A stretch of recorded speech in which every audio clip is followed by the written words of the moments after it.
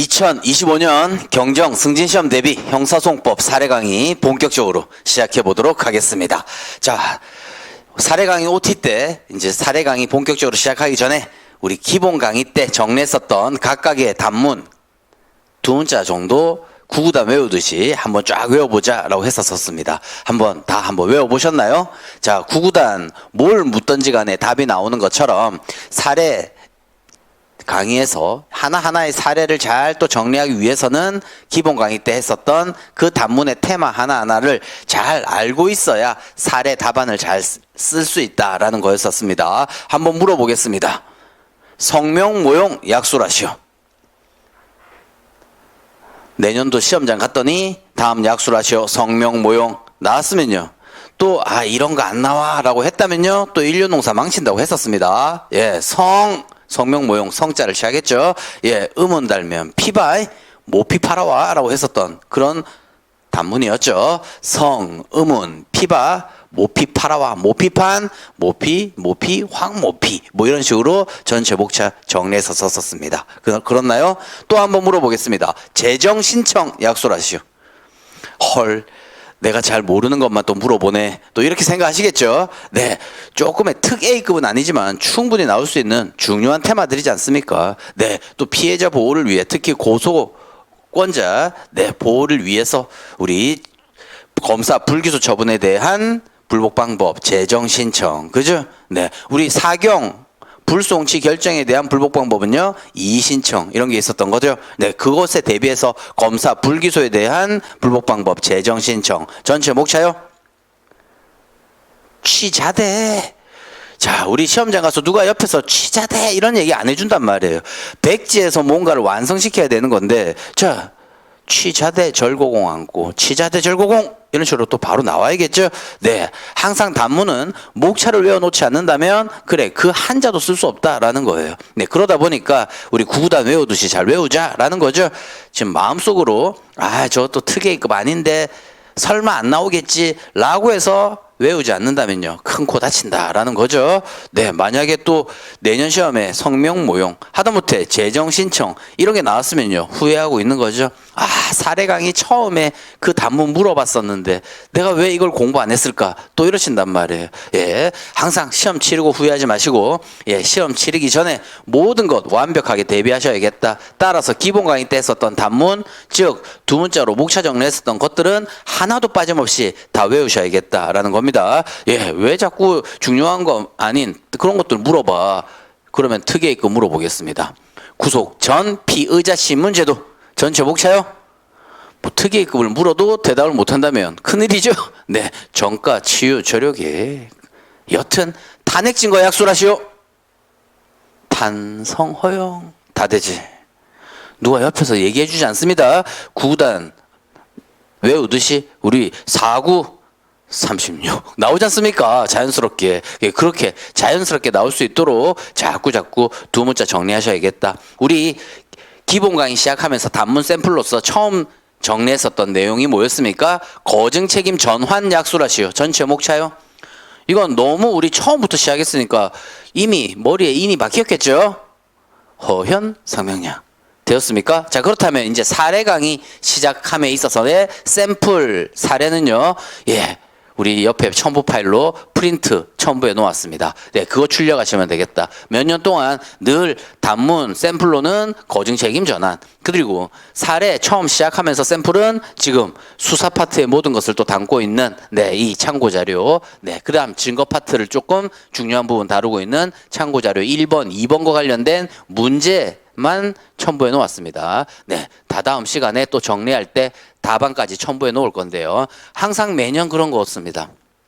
사례 강의 이때 시작한다 라고 공지해 놓으면요, 그때 전에 사례 이 교재가 나온 적이 뭐 거의 없었던 것 같은데, 네, 항상 이렇게 인쇄소에서 책 나올 때, 예, 출판사에서 인쇄소에 책 넘기면 한 일주일 걸리네 라고 하는데 항상 그 기한을 못 맞추는 것 같습니다. 아무튼 책 나오기 전까지 프린트로서 또 중요한 테마들 또 정리할 겁니다. 그리고 일단 이 문제지를 보면서 참고자료 1번, 2번의 사례를 보면서 우리 사례 문제는 어떻게 접근해야 되는지 그리고 또 사례 답안은 또 어떻게 써야 되는지 이제 이런 부분들을 또 말씀드리고자 합니다. 여튼 첨부 파일 잘 출력하셨다면 이제 그것을 토대로 한번 어떻게 사례 문제 접근해야 되는지 우리 살펴보도록 하겠습니다. 자, 그렇다면 우리 인문 강의 때부터 말씀드렸던 부분입니다. 우리 경정승진 주관식 형사소송법은 항상 문제지에 어떻게 되어 있냐라고 했었을 때 우리 문제지 이렇게 한번 더 적어본다면 문제지가 있고 그다음 뭐 답안지가 있는 거죠. 네, 아무튼 문제지에는 받아봤더니 이렇게 사실관계가 적혀져 있고 그리고 1, 2, 3 요즘 4번까지 계속 나오고 있는 거죠. 자, 이것이 사례 문제다라고 하는 거고 다음을 약수로 하시오. 몇 점? 25점, 25점, 30점, 20점. 뭐 이런 부분으로서 잘 나오죠. 단문 또는 뭐 약술 문제다라고 하는 거죠. 네, 이것은 단문 문제는 보자마자 우리는 외워놓았던 처음 서설부터 시작해서 마지막 결어까지. 그래서 보통 중간에 있는 목차들을 우리는 두 문자로 외웠었다라는 거죠. 네, 방금 또 언급했던 것처럼 탄핵증거 약술하시오. 탄핵증거만큼은 또 내년도 특혜입급의 단문이자 또 사례 문제이기도 하죠. 여튼 탄핵증거 약술하시오. 탄성 허용 다대제 이 정도 딱 적어놓고 본 답안지 써야겠죠. 뭐 두 개 다. 예, 그다음 또 뭐 구속 전 피해자 신문제도 약술하시오. 네, 이렇게 지금 방금 얘기한 대로 그대로 내년도에 나올 수도 있겠네요. 항상 단문 보면 수사 파트에서 한 문제, 그다음 증거 파트에서 한 문제, 좀 이런 식으로 잘 구성되기도 하죠. 여튼 단문 열심히 외운 대로 쓰고 난 다음에 단문의 요령은 문제지에다가 로마자 목차 정도 살짝 적어 놓고 이거는 뭐 초안 작성지에 적을 것도 없지 않습니까? 그리고 바로 답안지에 답안 작성하셔야겠죠. 자, 이것을 한 30분 내에 끝낸다라고 했었고 나머지 시간에 사례에 집중한다고 했습니다. 그렇나요? 그럼 이제 사례 문제는 어떻게 접근해야 되는지 한번 말씀드려 보겠습니다. 자, 사례 문제는 항상 형사소송 이 사례의 주인공은 누굽니까? 뭔가의 범죄를 저지른 고의들이죠. 그래요. 수사 단계 피해자, 공소제기 이후 피고인, 고의. 그죠? 얘네들이 주인공이다. 그래서 항상 이 고의가 어떤 범죄를 저지를 거고 형법상의 범죄든 하다못해 특별법상의 범죄든 이런 범죄를 저지르고 이 범죄에 대한 피해자, 목격자 이런 사람들이 있을 거다라는 거죠. 네, 따라서 이런 범죄를 저지른 고의에 대한 신병 확보하는 대인적 강제 수사인 체포 구속과 그죠? 또 증거를 확보할 수 있는 대물적 강제 처분인 압수수색 검증, 압수검 이런 것들이 늘 케이스에 녹아 들어가 있는 거죠. 그리고 이들을 수사하는 수사기관인 경찰과 검찰이 있더라라는 거죠. 네, 그래서 이런 것들을 나오는 사람들을 잘 정리해야 돼요. 그래서 사실관계를 읽음에 있어서 그냥 쭉 읽으면 안 돼요. 그림을 잘 그려야 됩니다. 첫 번째, 사례 문제 접근법에 있어서는 그림 잘 그릴 것 이겁니다. 그림을 잘 그릴 것. 이 그림이라는 건 뭐냐? 우리 기본 강의 때 늘 그림 그렸던 것처럼 특히 전문 법칙에서 헷갈리니까 그림을 많이 그렸던 부분이기도 하죠. 여튼 그림을 잘 그려야 된다라는 거예요. 즉 그림은 어떻게 그리냐 이렇게요. 항상 우리 공범을 예시를 들어서 자, 갑과 을이 A를 강간하였다라고 한다면요. 범죄 저지른 자는 이쪽에 딱 이렇게 그리고 그죠? 요 문제지 여백에다가 읽을 때 갑은 을과 공모하여 어쩌고 저쩌고 A를 강간하였다. 이러면요. 이 형법상 이 죄를 저질렀네요. 그죠? 네, 아무튼 이런 것도 써놓고 그리고 목격자가 항상 또 등장한다면 이쪽에 또 그려라 라는 거죠.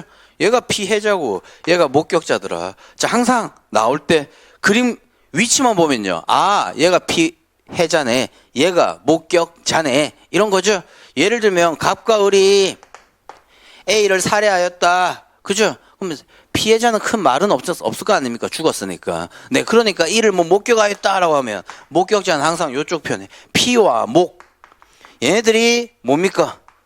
수사 단계에서는 참고인이 될 거고 공판 단계에서는 다 증인으로 등장하겠죠. 그래서 이런 범죄 저지른 자는 왼쪽 편에 범죄 피해자 측과 관련된 이런 부분은 오른쪽에 이렇게 딱 그리죠. 그러면 이것이 피해자인지 목격자인지 또 하다못해 고의인지 이런 사람들과 또 단계가 수사 단계인지 공판 단계인지에 따라서 조금의 논점이 달라진다 이 말이죠. 그런데 그림만 잘 그린다면요. 우리 답안 적을 때 또다시 이 사실관계를 안 읽어도 된다 이 말이에요. 우리 답안 작성함에 있어서는 80분이라고 했단 말이에요. 그러니까 시간 안배 잘해야 된다라고 하니까 단문 30분 내에 빨리 끝내야 된다. 그리고 나머지 시간 사례는 최소한 사실관계를 읽어야 되고 또 목차도 스스로 구성해야 되고 이러다 보니까 네, 단문처럼 바로 답안지 작성할 수 없다라는 거예요. 따라서 초안 작성을 잘해야 되는데 초안 작성 또 나아가서 사례 답안 작성 요령은 네, 다음 시간에 또 독자적으로 설명드리기로 하고 아무튼 이 시간 세이브 잘 하기 위해서라도 사실관계를 그냥 읽으면 안 된다. 어떻게? 그림을 잘 그려야 된다라는 거죠. 그림만 잘 그렸다면 저 사실관계가 빨리 포섭될 수 있고 또 그림 그려놓은 걸 가지고 답안지 작성할 때 예, 고의, 피고인, 갑의 또는 사법경찰관 뭐 X가 뭐 이런 것들을 빨리빨리 적을 수 있단 말이에요. 피고인이 누구였지 또 읽어보고 그 다음 공범과 관련된 내용에서 공범의 갑에 대해서 얘기하는 건지 을에 대해서 얘기하는 건지 이런 것들을 빨리 파악할 수 있도록 항상 이렇게 그림을 그리셔야 되겠다라는 거예요. 이해되셨나요? 네, 그래서 그림은 가장 기본적인 그림 이렇게 그린다. 그죠? 그 다음에 또 이렇게 그림을 그렸다면 이제 수사기관이 등장하는데 수사기관은 사법경찰관 뭐 X가 검사 뭐 Y가 항상 경이 등장하겠죠. 그들은요 이 옆이든 또는 이 위에 그죠? 그림 잘 그릴 거 할 때 경이 등장할 건데 뭐 검사 S가 이런 거 등장하면 이렇게 그죠? 사법경찰관 P가 이러면 이렇게 적어라 이 말이죠. 네. 또는 뭐 검사 A가 검사 갑이 검사 을이 갑을병정 A, B, C, D 이런 것들 나오면요.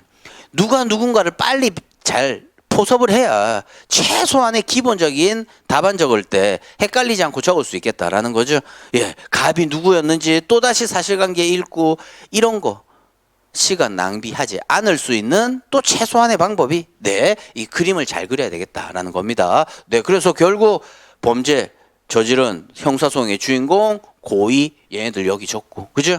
그 다음 항상 공범이 등장하든 단독범이 등장했다면 이렇게 그리면 되고 그죠? 이렇게 동그라미 속에 이렇게 또는 공범이 또 잘 등장할 때는 뇌물 주고받고 이런 것도 많이 등장하죠. 그러니까 뇌물 준 사람 이렇게 갑이 뇌물 뭐 이 정도 적어놓고 그리고 동그라미 친다면요 얘네들 공범이겠네요. 그죠? 네, 아무튼 이제 사례 강의하면서 그림 매번 그릴 거다라는 겁니다. 그리고 이 사례 강의 때 했었던 이 그림이 이제 매번 그림을 그릴 거니까 시험장 가면 마치 습관처럼 이렇게 그림을 그리고 논점 잡아야 된다라는 겁니다. 네, 그래서 우리 9월, 10월 또 이때부터 현장 모의고사, 온라인 모의고사 이렇게 이제 진행될 건데 이렇게 말씀드렸음에도 불구하고 현장 모의고사 때 이제 여러분들하고 이제 마주하면요. 그림 안 그리신 분이 있단 말이에요. 여기에서 그냥 막 연필로 막 쫙쫙 긋고 이러신 분이 있단 말이에요. 결국 이런 분들은요. 답안 작성하면서 또다시 읽고 있다 이런 얘기입니다. 네, 그러니까 절대 그러면 안 된다. 그림 잘 그리자라는 겁니다. 네, 그래서 우리 사례집 아직까지 안 나왔지만 사례집에서는 예, 아주 중요한 또 우리 국가고시 기출 문제들 그다음 또 가장 기본적인 핵심적인 사례 문제들 이런 것들 다 수록해 두었어요. 네, 근데 또 조금 최신 기출 문제든 또 이것도 형사소송법 학계에서 자꾸 논의되고 있는 중요한 테마들 또 뭐 이런 것들이 있다면 네 모의고사나 이런 것을 통해서 네 완벽히 또 대비할 예정입니다. 아무튼 기본적인 사례만 또 잘 정리해 놓았다면 내년도 시험에 크게 문제되진 않겠지만 여튼 항상 풀어본 문제 시험장 가서 풀어본다면 또 조금 더 수월할 수 있겠죠. 네, 뭐 그런 의미에서 나중에 모의고사도 또 잘 활용하셔야겠습니다. 또 그 모의고사 찬바람 불 때 실제 답안 작성하는 그 모의고사를 잘 보기 위해서라도 우리 사례 강의 6월달 내에 열심히 우리 마스터 하셔야 되겠다라는 겁니다. 그 사례 강의 하나하나를 이제 늘 이렇게 정리할 거다. 첫 번째 그림을 잘 그리자. 그림을 잘 그려야 빨리 사실관계 포섭이 되고 나중에 답안 작성함에 있어서 네, 누구를 적을 때 갑을병정 이것을 적을 때 헷갈리지 않고 이 그림을 보면서 잘 적을 수 있겠다. 그리고 이 그림은 항상 기본 강의 때 그렸던 것처럼 이렇게 갑과 을 또는 뭐 병까지 나가면 더 복잡할 수 있겠죠. 아무튼 범죄를 저지른 자는 이렇게, 그리고 피해자, 목격자, 특히 범죄 저지른 자는 이렇게 동그라미 표시를 해서 묶어두면 되겠다. 그죠? 단독범이 나올 수도 있겠지만 공범이 나오는 순간 논점이 많이 잡히고, 그리고 공범이 나오는 순간 누구는 자백, 누구는 부인, 이런 것들 등장한단 말이에요. 그럴 때는 항상 갑은 뭐 경찰에 조사받을 때 자백하였다 하면 뭐 이런 거 자백 이런 것들 적어야 된다. 우리 이제 이런 고의 이런 거 적을 필요 없죠. 이런 것들은 그림 있는 순간, 예, 문제지 여백에다가 그림 그릴 때 여기에 딱 그려놓았다면 피해자이고, 여기 밑에다가 그림 그려놓았다면요, 네, 요 목격자인 거다 이렇게 생각하시면 되겠죠. 그 다음 또 하나 등장하는 사람이 누구겠습니까? 변호인이 등장하겠죠. 그럼 병 나왔다면 이렇게, 그죠? 이런 식으로 항상 무기대등을 위해서 형사소송에 있어서는 이 변호인 제도가 발달되어 있는 거죠. 네, 그러다 보니까 이 변호인이 또 나왔다면 변호인병, 갑을병 헷갈리지 않게 소송에서 등장하는 사람들 잘 그림 그리자라는 부분이었습니다. 되셨나요? 네, 이게 우리 형사소송법 사례하면서 사례에 진짜 시읒자도 안 했어요. 네, 이 그림 잘 그리라고 하는 거 이제 매번 사례 문제 접할 때마다 그림 그릴 거니까, 예, 습관화 시키셔야 되겠습니다. 항상 평소의 습관이 시험장 가서요, 그 습관이 발현됩니다. 네, 나 시험장 가서는 이렇게 해야지. 근데 평소에는 그림도 안 그리고 늘 눈으로만 보면요, 시험장 가서 또 눈으로만 보고 있는 거예요. 네, 그러다 보니까 또 답안을 못 쓰게 되는 거고, 여튼 네, 그림 잘 그리자 많이 연습했습니다. 그리고 우리 샘플 뭐 사례 참고 자료 2번에도 등장하긴 하는데, 여기서요, 갑에게 전해 들었네, 네, 뭐 정이 이렇네, 이런 거 나오면 더 복잡해진다 이 말이에요. 그죠? 그러니까 그림 잘 그려야 된다. 이 가장 기본적인 그림이고, 또 요즘에는 사실관계 1, 사실관계 2 이런 식으로 또 막 제시되기도 하니까 갑자기 여기서는 뭐 정이 뭐 C에게 또 무슨 어떤 또 죄를 저질렀고, 여기서는 강간이라고 한다면 여기서는 뭐 강도를 저질렀고, 그래, 이런 것들 복잡하게 사실관계가 범죄를 저지른 네, A의 상황, B의 상황, 아니 뭐 그런 상황들이 여러 개 제시된다면요, 사실관계가 더 복잡해질 수 있겠다라는 거죠. 네, 그런 점 잘 살피셔가지고 그림을 잘 그리셔야 되겠습니다. 자, 그러면 이 그림 그리는 이제 연습은 또 이제 다음 시간에 사례 한번 읽어보면서 또 그림을 그려보도록 하겠습니다. 네, 여튼 그림 잘 그려야 되겠다라는 거고, 두 번째, 이제는 이 그림을 그리면서 사실관계를 쫙 읽어봤다면 이제는 논점을 찾아야 된다 이 말이에요. 논점 찾기. 그 다음 및 논점을 찾았다면 초안 작성해야 되겠다라는 거예요. 즉 우리는 문제지대에 초안지가 있는데 그 초안지에다가, 예, 이 그림을 그려놓든지 또는 이 그림을 그려놓은 걸 보고 초안지에다가 초안 작성해야 되겠다라는 거죠. 초안 작성을 했다면 세 번째, 이제 이 초안 작성 해놓은 곳을 보고 본 사례 답안 작성해야 되겠다라는 거죠. 네, 사례 답안 작성을 해야 되겠다. 결국은 이 단계로서 사례 문제를 접근해야 되겠다라는 부분이죠. 자, 그렇다면 여기서 가장 중요한 건 뭡니까? 논점 찾는 거지 않습니까? 논점 찾는 거. 그죠?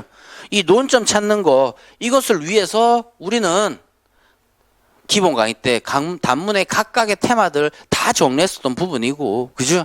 또 다시 한번 복습해 본다면 우리 이제 논점 찾는 연습이 이 초안 작성하는 거에 있어서의 문제가 될 건데, 연결이 될 건데, 우리 가장 기본적인 거 단문에서 했던 거 거증 책임 전환 가보시죠.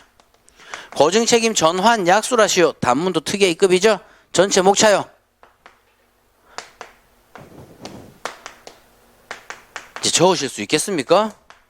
그죠? 그 다음 상해죄 동시범 특례는요, 문, 학, 검, 명예훼손죄, 사실증명, 진공 이런 것들요. 얘는요, 문, 학, 판, 검이고, 얘가 케이스에 등장한다라고 했었던 부분이죠. 자, 그러면 로마자 1 서설, 뭐 원칙스러운 거증 책임에 의의, 그 다음 두 번째 예외스러움, 전환에 의의, 이런 부분들 적는 거죠. 여기서 가장 중요한 단어는 전환에 있어서 무죄 추정의 원칙. 그죠? 우리는 형사소송상 무죄 추정의 원칙이 헌법 원칙이더라. 따라서 검사가 소송 제기할 때, 공소 제기할 때 그 수동적으로 당사자가 되는 사람이 피고인인데, 이 피고인이 유죄 확정 판결 받기 전까지 무죄로 추정되니까 유죄냐 무죄냐 이것이 형사소송의 본안 판단인데 무죄로 추정되니까 거중 책임 누가 진다? 검사가 지더라 이 말이죠. 그런데 예외적으로 피고인이 지는 게 뭐다? 이거다. 이런 것들 우리 늘 했었어요. 네, 단문의 샘플로서 정리한 부분이니까 너무너무 잘 외우고 계실 거죠. 네, 그렇다면 로마자 2 이런 게 허용되냐? 그 다음에 명문 규정 있고 합리적 사유 있다면 허용될 것이다. 그러면 그 우리 현행법상 명문 규정이 뭐가 있더라 했을 때 1, 2, 3 이렇더라 라는 거죠. 그 다음 마지막 결혼. 이게 이제 단문이었다면 이것도 그대로 케이스로 넘어간다면 항상 거증 책임의 단계는 증명 불충분한 단계, 즉 피고인도 입증 못했고 검사도 입증 못한, 그래서 법관을 확신케 만들지 못한 그런 경우에 누구에게 불이익을 입힐까의 문제죠. 그러니까 항상 사실관계 속에서는 증명이 불충분했다, 뭐 이런 단어, 진위가 불명되었다 이런 단어들이 등장할 때 거증 책임의 문제인데, 그때 피고인이 거증 책임을 지는가와 관련된 부분이 거증 책임 전환과 관련된 요 사실관계가 또 등장할 거다라는 거였죠. 그렇다면 이 초안 작성, 즉 사례 답안 작성할 때는 이것도 뭐 마치 공식스럽게 외웠던 부분인 거나 다름없죠. 1. 문제점. 2. 3번은 여기에 대한 내용, 문화판검 쓰고 마지막 케이스 포섭 뭐 이런 부분이죠. 항상 사례 답안은 어떻게 문제점으로 시작하여 마지막 아라비아 숫자가 뭐가 될지 모르지만 소결로 끝난다고 했다라는 부분이었죠. 아무튼 이 체계에서 이 중간에 있는 목차를 정리해야 될 건데, 이것은 단문에서 외운 내용을 여기에 그대로 조금 더 무슨 목차를 끌어올 것인가의 문제나 다름없는 거다라는 거예요. 그래서 사례 강의할 때는 항상 사례 강의 OT 때도 말씀드렸던 것처럼 네, 이렇게 단문에 하나하나의 중요한 내용을 살짝 복습하고 난 다음에 이 복습한 내용을 가지고 사례 답안에 어떻게 접목시킬지 이런 것들 우리가 사례 강의 때 할 거다라는 거죠. 네, 따라서 기본 강의 때 조금 미진하게 외우셨던 분들도 사례 강의를 통해서 단문까지 같이 복습해보자라는 시간이 우리 사례 강의의 시간입니다. 따라서 6월달 이 한 달 동안 우리 형사소송법 단문 사례 어느 정도의 마무리를 지어 놓아야 하반기가 편한 거지. 따라서 사례 강의 들을 때 조금 더 집중해서 네, 너무 느긋하게, 오히려 기본 강의 때는 시간 좀 있네 연초다 보니까 좀 느긋하게 들었다면 이 사례 강의는 정말 집중해서 잘 들으셔야겠습니다. 아무튼 자, 이렇게 논점 찾는 이 연습이 중요하고, 논점을 찾았다면 이 논점을 토대로 이제 초안을 작성해야 된다. 이 초안을 작성해 놓았다면 이제 이 초안 작성해 놓은 간단한 초안 작성을 해 놓은 것을 보면서 사례 답안 작성해야겠다 이 말이죠. 네, 그래서 우리 문제점에서는 외워놓아야 될 설문 1에서는 뭐와 관련하여 뭐가 문제된다.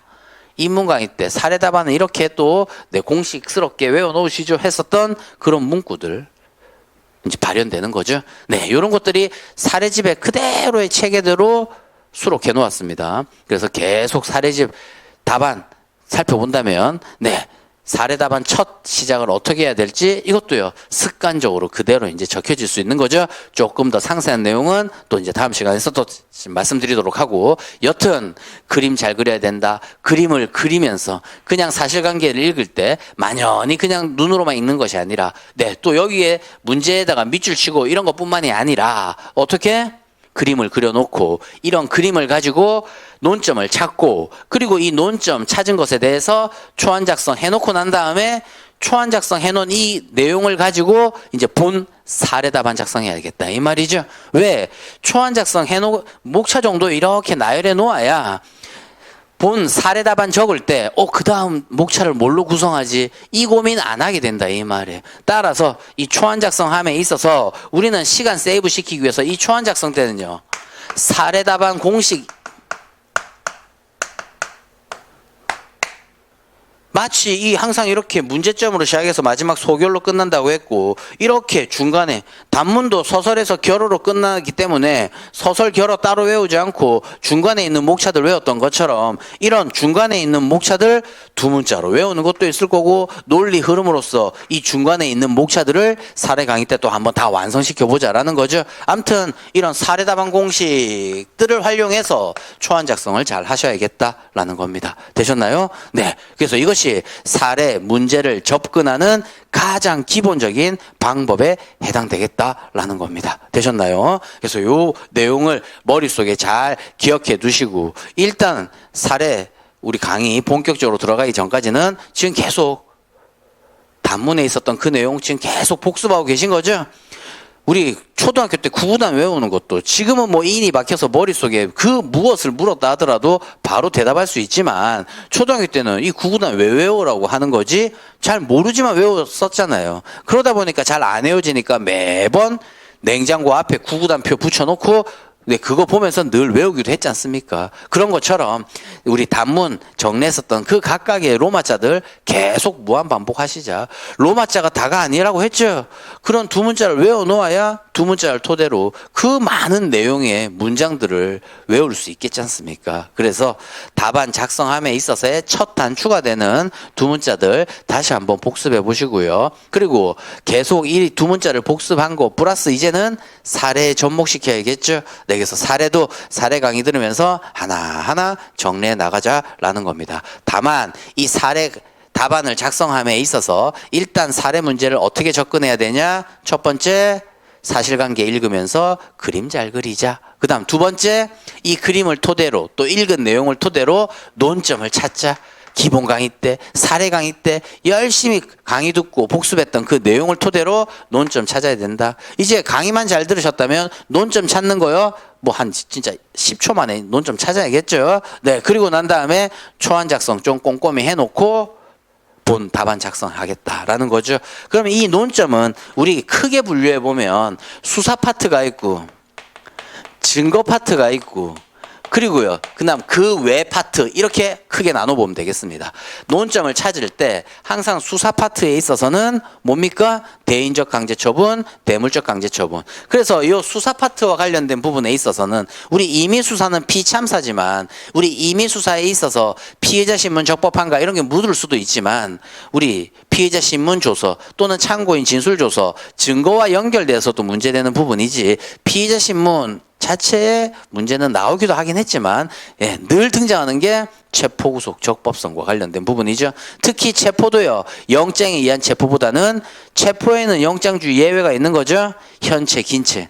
걔네들은 늘 묻고 있지 않습니까? 그래서 아무튼 이렇게 사실관계를 읽을 때 예를 들면 수사와 관련된 부분 이런 것들이 나오면 동그라미 칩니다. 뭐 하다못해 이렇게 하여서 현체하였다 또는 뭐 긴체하였다 하다못해 현체 긴체 나오는 게 아니라 그냥 체포하였다 이런 거 나오면요 이렇게 동그라미 체포라는 단어에 동그라미 뭐 이러이러하여 구속하였다 구속에 동그라미 그죠? 또는 압생영장 발부해서 뭐 이러이러한 것을 압수하였다 압수 동그라미 이렇게 문장 속에 나온 부분에 체포 구속 압수검 이런 단어들은요 이렇게 동그라미 치시면 되겠죠. 네, 이렇게 또 한번 또 칠해 보시자라는 거죠. 특히 압수는요 영장이 발부되어서 압수했다 그런데 압수가 위법하냐 적법하냐 이런 거 묻는다면요 압수수색 절차와 관련된 부분이에요. 왜? 법관이 발부한 영장에 의해서 압수한 거니까. 네, 그 압수수색 절차가 문제되는 케이스인 거고 그런데 읽어봤는데 영장 없이 뭐 압수했다 이런 거 나오는 거예요. 이건 뭐예요? 대물적 강제처분 영장주의 예외 목현구 범기님 이거와 관련된 부분이죠. 특히 체포 현장에서의 압수검 긴급체포 후 압수검 얘네들이 단골 문제다라는 것들인 거죠. 네, 그런 것들. 그래서 리딩 케이스로서 우리 프린트 내어놓은 드린 그 부분에 보면 이런 것들 가장 기본적인 내용들 있다라는 거예요. 아무튼 이런 것도 살펴볼 거고요. 그 다음 또 증거 파트와 관련된 부분은 우리 물증도 있지만 보통은 다 서증, 우리 조서 이런 것들이 법정에 잘 제출되는 부분이죠. 만약 그런 것들이 있을 때는 뭐 네모로 이렇게 치면 되겠죠. 그죠? 뭐 예를 들면 시카를 압수했다 하면 시카를 네모 또는 세모 그죠? 이런 식으로. 수사는 동그라미를 쳤다면 동그라미와 다른 표시로 네모 또는 세모를 통해서 증거물들 조서했다면 조서에 이렇게 그죠? 또는 뭐 시칼 압수했다. 하다못해 전자정보 압수수색 이런 거와 관련된 부분은요. 휴대전화 압수했다. 컴퓨터 압수했다. 이런 것들요. 네, 이렇게 표시해 두면 되겠다라는 겁니다. 네, 그래서 아무튼 논점을 찾아야 되는데 수사 파트의 중요한 논점들. 그 다음 증거 파트의 중요한 논점들. 그럼 보통의 수사는 우리 공소 제기 전에 다 이루어지는 거죠. 그런데 공소 제기 후에도 이루어지는 수사, 공소 제기 후 수사가 있는 거죠. 예, 항상 단계도 잘 살펴봐야 된다. 아무튼 이런 많은 논점들을 담고 있는 이런 것이 리딩 케이스로서 우리 참고 자료 내 나와 있는 사례 1 참고 자료 1번의 케이스입니다. 여튼 네, 요런 논점 잘 찾자. 논점 찾을 때는 수사 증거 파트, 그다음 그 외 파트들이 뭐예요? 하다못해 뭐 피고인에게 인정되는 권리든, 그다음 변호인 제도 이런 것들, 하다못해 또 뭐 다른 네, 우리 공소 제기와 관련된 뭐 이런 부분들, 이런 것들이 조금씩 뭐 등장하는 부분이죠. 네, 피의자 신문 시 변호인 참여가 어쩌고 저쩌고, 그다음 변호인 적용교통권을 침해했네 어쩌네 저쩌네 뭐 이런 부분들, 예, 이런 것들을 그 외 파트라고 또 생각하시면 되겠습니다. 여튼 논점 찾기 위해서는 우리가 배운 내용이 등장할 건데 크게 분류해 본다면 수사 파트의 문제, 증거 파트의 문제, 그다음 그 외의 문제, 그다음 이 증거 파트와 관련된 부분은 자백 배제 위수증. 그렇죠? 이것은 또 수사와 연결될 수 있는 부분이죠. 네, 그런 자백 배제 위수증의 측면, 그 다음 어려운 문제인 전문 법칙, 그 다음 좀 더 나아가서 자백 보완 법칙들, 뭐 이런 부분들을 묻는 문제 등장한다. 이것은요, 좀 참고 자료 2번에 나와 있는 사례 문제를 좀 토대로 증거 파트의 사례는 또 이렇게 접근해야겠다라고 하면서 또 한번 정리해 보도록 하겠습니다. 네. 그리고 마지막 이제 초안 작성, 사례 답안 작성, 법 요령은 다음 시간 독자적으로 또 한번 말씀드려 보도록 하겠습니다.